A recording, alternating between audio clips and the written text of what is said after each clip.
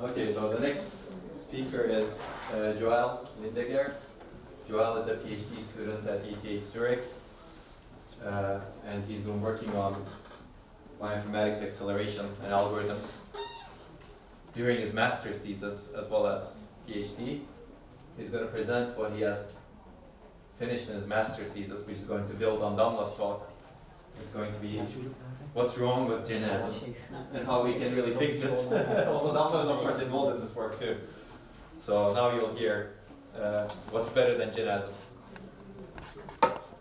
And Joel actually gave this talk also at WeComC a couple of hours ago. And he received a lot of questions over there, which were quite good. And he handled them well. Thanks, very exciting. Okay, now it's yours. Once your slides get ready, I guess.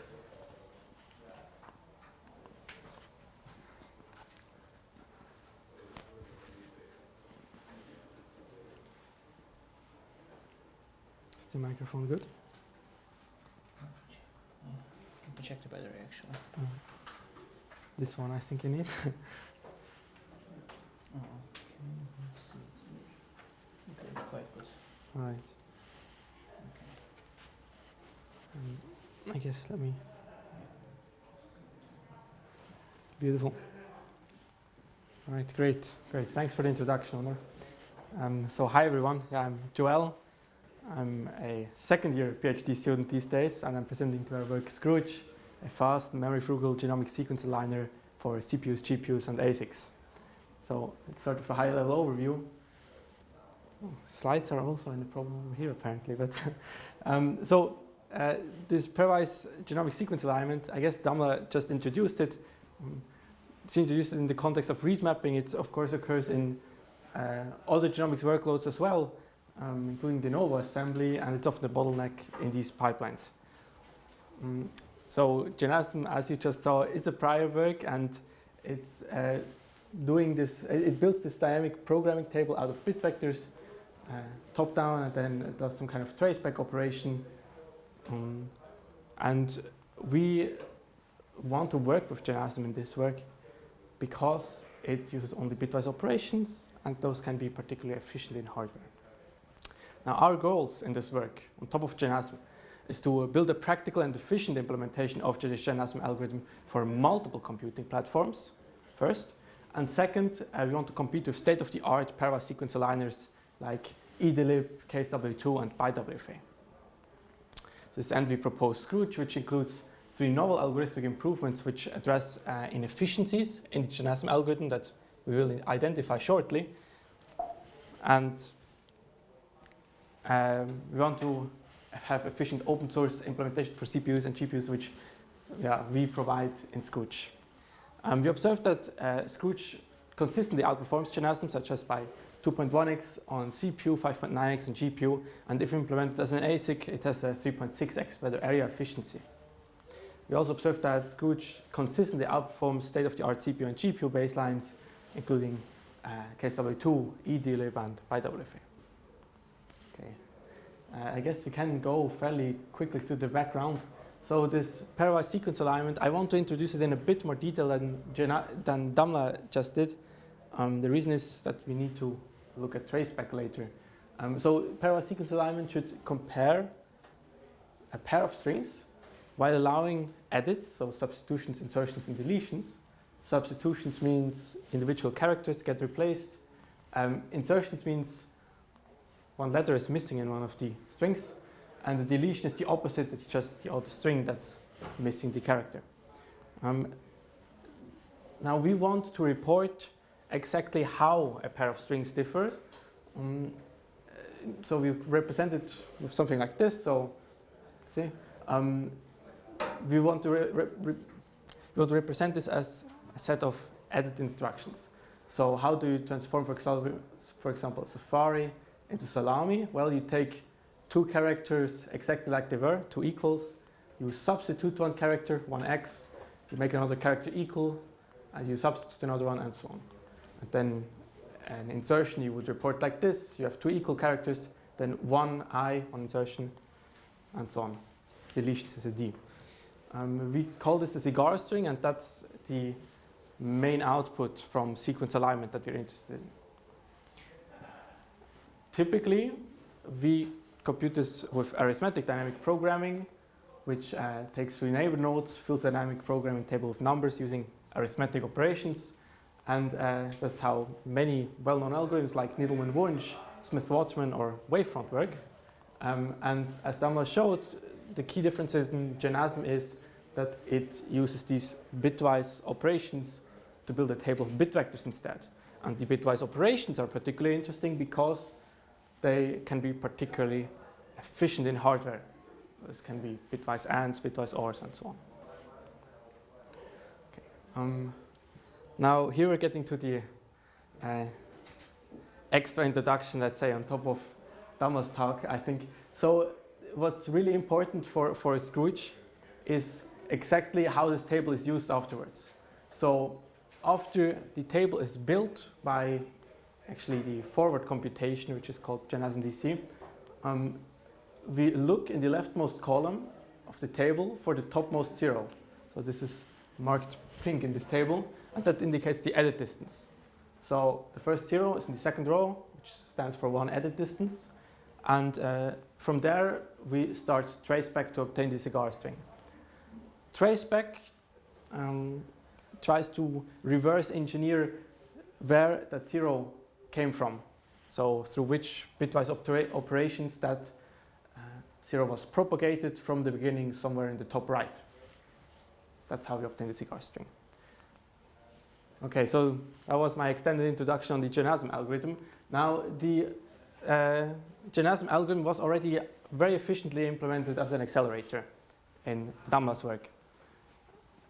ASIC stands for Application-Specific Integrated Circuit. I guess I don't need to explain this again, but the question for Scrooge was, well, can we do even better at implementing the algorithm as an ASIC? And for commodity hardware, such as CPUs and GPUs, oh, colors are very different, okay. Can we make it suitable for commodity hardware like CPUs and GPUs? Maybe it already works, and if it doesn't work, can we make it work? So to answer these questions, we first looked at memory bandwidth. So we did a roofline analysis, and we wanted to know, does commodity hardware, state-of-the-art commodity hardware, have enough off-chip memory bandwidth?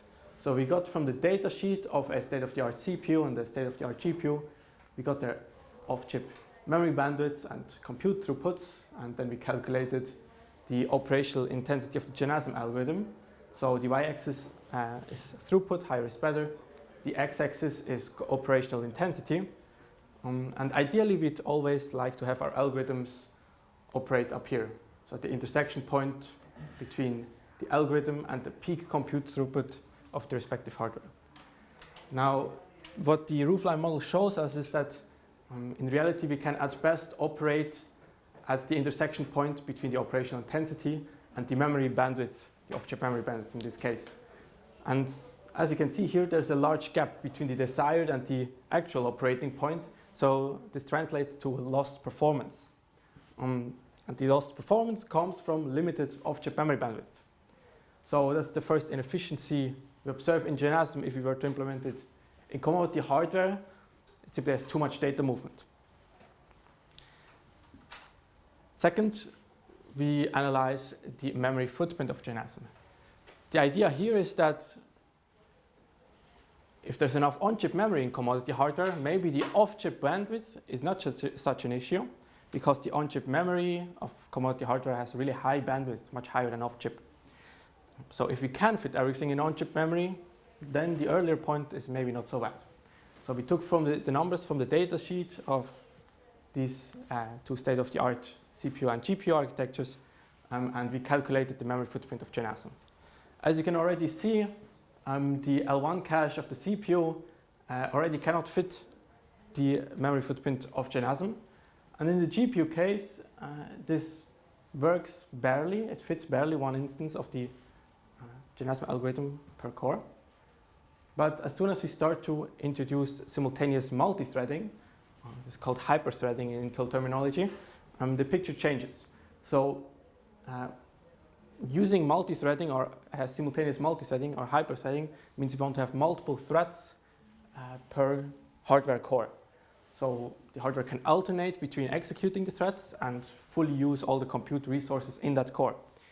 However, to have 2 threads to execute on, we need to have 2 instances of GenASM in memory at the same time, which here in this case doubles our memory footprint.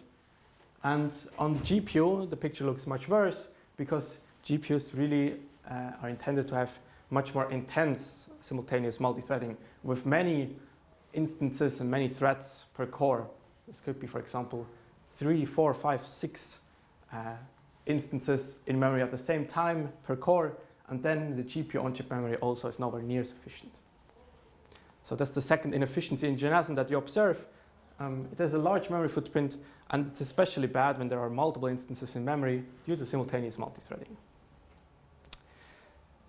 A third part you observe is that actually there's some amount of work in GenASM that's unnecessary. So recall GenASM builds this table top down and then does this traceback from left to right. Let me show the animation again. It builds the table top down and then builds a cigar string from the left to right. And what you might have observed there is that there's a large area of the table that's never looked at by traceback. This large area is nevertheless computed by GenASM, even though traceback does never use it, and we can call that unnecessary work. So why compute it if you never look at it again? That's the third inefficiency that we identify. So let me summarize again the 3 inefficiencies. It has a large memory bandwidth, it requires a lot of memory footprint, and it does some unnecessary work. Now, in the Scrooge algorithm, we aim to address these inefficiencies in 3 algorithmic improvements. They consist of 2 memory improvements and an efficiency improvement. The memory improvements that we propose reduce both the memory footprint and data movement, while the efficiency, we call them sen and dent, and the efficiency improvement eliminates the unnecessary work. We call this early termination, or ET. Let's look at these improvements one by one. So sen stands for store entries, not edges. It comes from the observation that what GenASM actually stores is not just the table, but rather for each entry in the table, it stores 3 ingoing edges. That's quite the natural thing to do, actually. If you need to do this orange traceback and follow this origin of the 0 over here to the right, then you need to somehow traverse these edges backwards. And then, okay, the first solution that you arrive is clearly remembering the edges and seeing where it came from. However, that costs us somehow more memory than just storing the entry itself. And we observe in Scrooge that it's sufficient to just store the entry itself. And the edges that are needed can be regenerated during traceback if they are needed and when they are needed. And that immediately gives us a 3x reduction in memory footprint and data movement. So storing entries instead of edges. Sen.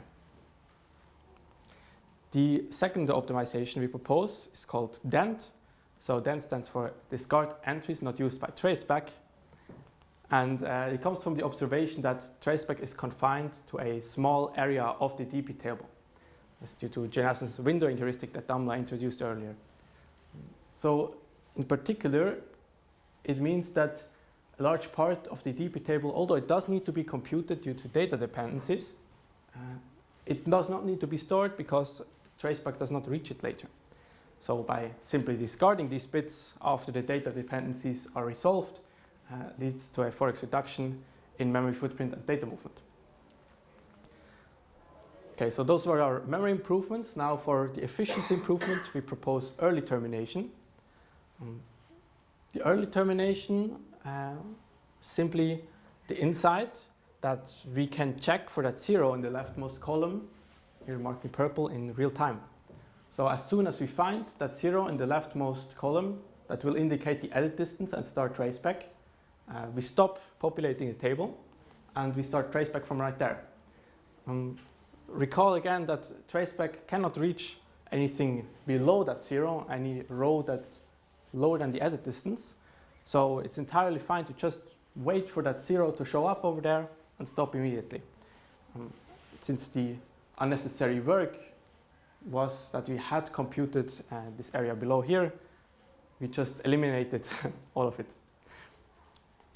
We calculate actually that this amount of unnecessary work down here that we save, that's at least 25% in expectation, can be more. So if there are very similar sequence pairs, it can be much more than just 25%. Okay, so those are the 3 optimizations in Scrooge. We provide open source implementations of everything for both CPUs and GPUs with an easy-to-use library interface. Okay, we target recent NVIDIA GPUs. We include multi-threading in our CPU version. And yeah, you can find all source code and the evaluation scripts on our GitHub repository. But let's dive into some evaluation here. So we evaluate on 2 datasets. First, a long-read dataset. We simulate it using PVSim2 from the human reference genome, and then obtain candidate locations to have a realistic read mapping style evaluation using Minimap2. And then we get a real Illumina dataset and follow again the methodology of Minimap2 to obtain candidate pairs. We evaluate on a recent Intel CPU, it's a Sion Gold 5118 with plenty of RAM, and then an NVIDIA RTX A6000. For the ASIC evaluation, we use the 28 nanometer logic synthesis from the prior work, and we get SRAM numbers from Cacti 7. On the long read evaluation, so we plot here on the y-axis alignments per second, higher is better. And we observe that on CPU, Scrooge outperforms all baselines, including GenASM, but also these different variants of WFA. And again, on GPU, Scrooge in blue outperforms all baselines. In particular, Scrooge outperforms GenASM by 2.1x on CPU and 5.9x for GPU for long reads. For short reads, we do the same evaluation. The y-axis is alignments per second, higher is better. And again, for CPU, Scrooge outperforms all baselines, and also for the GPU, Scrooge outperforms all baselines. In particular, for short reads, Scrooge outperforms GenASM by 3.8x and 2.4x on GPU. Okay. We also do an ASIC evaluation, as I said, and we observe that first of all, the improvements in Scrooge, they really don't cause any computational overhead. That's because they're computationally simple. There's, for example, dent means to simply mask out some bits when writing back to a scratch pad. However, Scrooge's on-chip memory becomes much, much cheaper thanks to our algorithmic improvements. So in particular, because both the memory footprint and bandwidth requirement is much lower with Scrooge's algorithmic improvements, the scratch pad memory, the on-chip memory, becomes much, much cheaper, such as 18x for this specific memory component. For the entire chip, Scrooge uses 3.6x less chip area and 2.1x less chip power than an equivalent GenASM ASIC.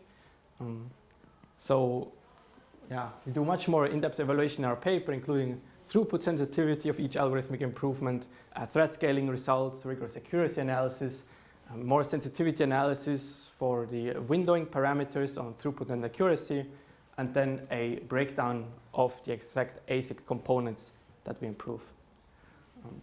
Here's our paper in bioinformatics, and our paper is also on arXiv, that we keep updating this version with new results as we have them. And of course, our GitHub release with all source code and evaluation scripts is also available. Let me conclude with a short summary. So we observed that pairwise sequence alignment is computationally costly and a common step in bioinformatics pipelines.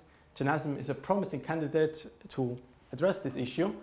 Our goals were to build a practical and efficient implementation of GenASM for multiple computing platforms and compete with state-of-the-art pairwise sequence aligners like Edlib, KSW2, and BiWFA. To this end, we proposed Scrooge, which includes 3 novel algorithmic improvements that address inefficiencies in the GenASM algorithm, which we identified. And Scrooge includes efficient open source CPU and GPU implementations of the improved algorithm. We observed that Scrooge consistently outperforms GenASM, such as by 2.1x on CPU, 5.9x on GPU, and has a 3.6x better area efficiency when implemented as an ASIC.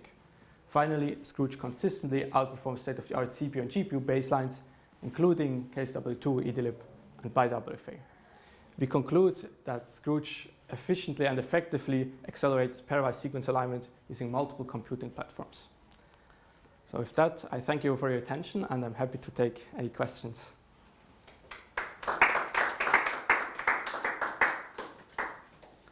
Okay, thanks Joel for the talk. Any questions?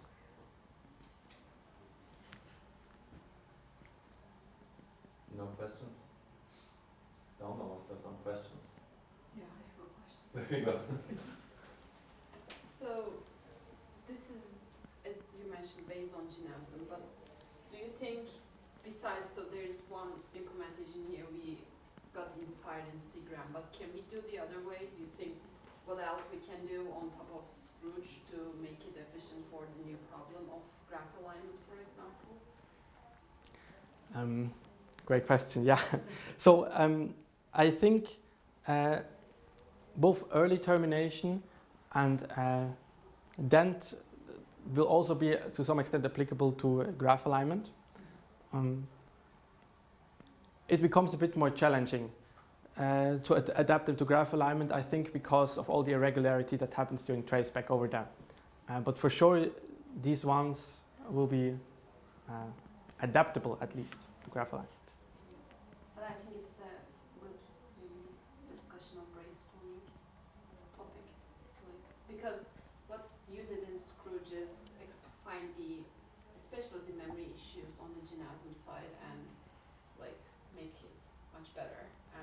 As we observed in Cgram, it has even worse issues on the memory side, which is up for better solutions. So, food for thought. So, thank you. Thanks. Yeah, sounds great, and I agree. Thanks. Any other questions?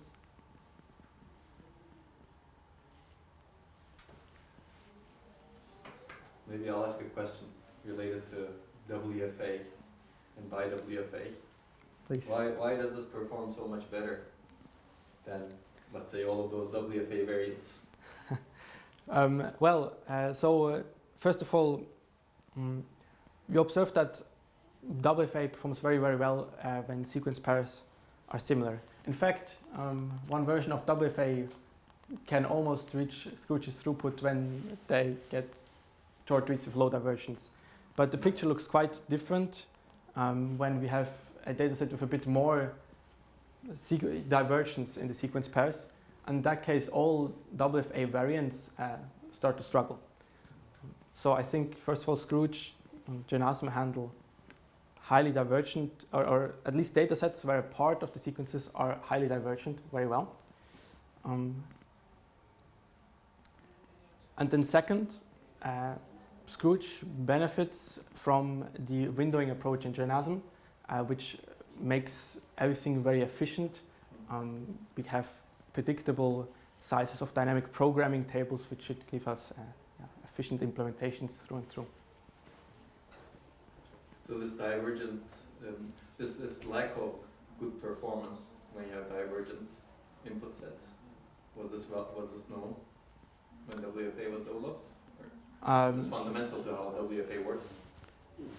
Essentially, yes. WFA gets slower the more divergent the sequence pair is, and that's known. Yeah.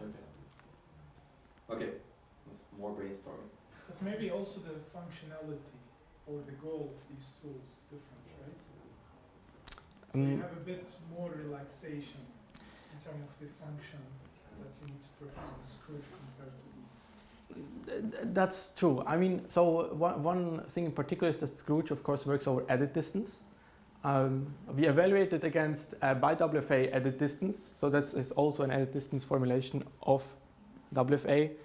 That's why it's actually the fastest variant of WFA, because it's a slightly easier problem for sure.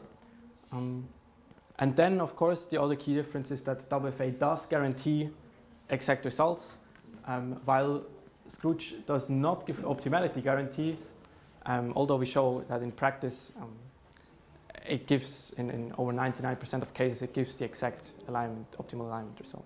I think this is still very useful. For example, HiSat2 doesn't use alignment at all. So try to do chaining and then try to do a heuristic solution to do graph-based alignment. So I think if you can adapt graph-based aligner with Scrooge, it will be still very good as end-to-end application. Yeah. Has this been tested on more complex regions of the genome? Because I know that for most tools, they usually leave out those complex regions and just give you results for maybe like easier parts of the genome. And when you're comparing your Scrooge with the others, you really don't have a chance to actually test it out on those complex areas. But has this been the case for this particular? So we test the Scrooge on it's a great question, by the way. It's the answer is a bit long, unfortunately. But let me make it short. So we test the Scrooge on a range of different datasets with different divergence. So we did short reads, we did long reads, which are chained. So many candidate pairs are actually poor candidate locations, so they have high divergence. Scrooge performs still good performance-wise, and Scrooge performs well accuracy-wise when the actual, let's say, for example, in the read mapping, the desired output are the pairs that have relatively low divergence, right? Those Scrooge does very well in terms of accuracy. But we observe that when we get to these complex or repetitive regions, that the windowing heuristic can lead to indeed wrong results. So we have a bit of a longer discussion about that in our supplementary materials, where we go into exactly under which circumstances we would see that behavior. Thanks. Okay, I think I'll have to cut off the questions at this point. You can ask more to Joel later. Thanks, Joel. Thanks a lot. Now we'll move to the next talk. It's Banu. Banu is going to talk about. Are you going to use your computer? I think you tested on this. Okay, it works.